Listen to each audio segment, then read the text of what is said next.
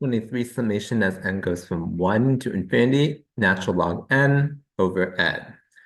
Okay, so the clue here of which technique to use is that if this were an integral instead of a summation, it would be a quite easy integral to solve via just a substitution.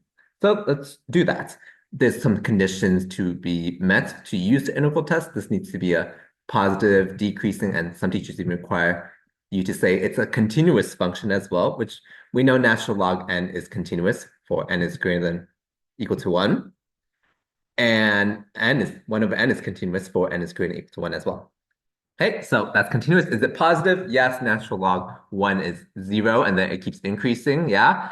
And 1 over n is always positive as well for n is greater than equal to 1. Okay, so there's that. So I even said n is greater than e, which is fine as well. Okay, and we need to show that it's decreasing. How to do that? We can take the derivative. I use the quotient rule. And then this, you can say it's negative for n is greater than e.